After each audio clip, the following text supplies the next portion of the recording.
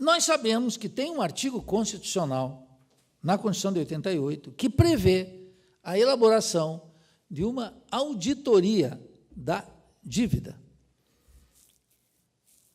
Existe um esforço parlamentar importante, mas que rendeu pouco, mas já rendeu algo no Brasil, de avançar na direção de uma auditoria.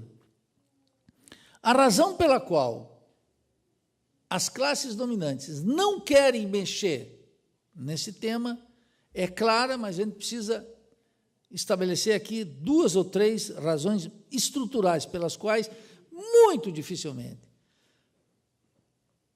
a razão pela qual o governo Fernando Henrique não tocou nisso, a razão pela qual os 2 mandatos do presidente Lula não tocaram nisso, e a razão pela qual o presidente Dilma não vai tocar nisso.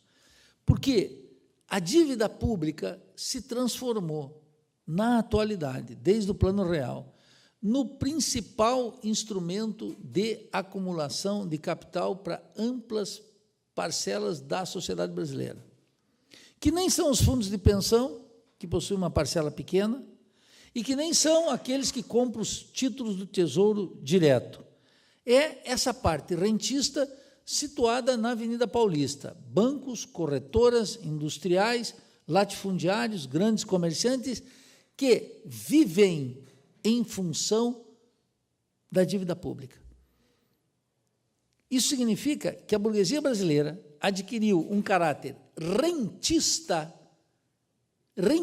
viver desse assalto ao Estado brasileiro, que coroa um conjunto de privilégios que vem desde não pagar imposto, desde ter uma estrutura tributária que lhe favorece, desde sonegar impostos, que os estudos sobre sonegação de impostos são gigantescos, o que se sonega no Brasil, como não pagar o que deve e, além disso, assaltar o Estado hoje através do sistema de multiplicação de dívida.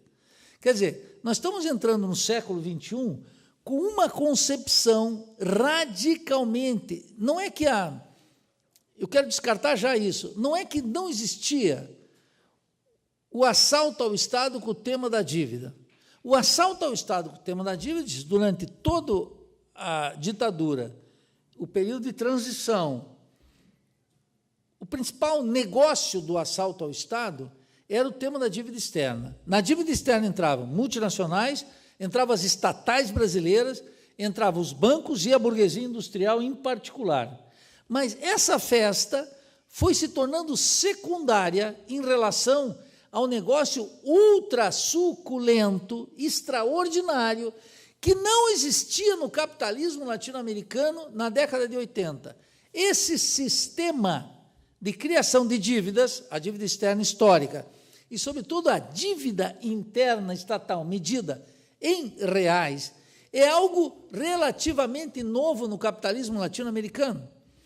A inauguração desse sistema foi o México, em 1988, no governo de Carlos Salinas de Gortari. Programa igualzinho ao governo Fernando Henrique Cardoso. Programa de abertura, tratado de livre comércio com os Estados Unidos, privatizações e multiplicação da dívida interna. É um mecanismo ultra eficaz e silencioso de extração de um excedente produzido pelo país.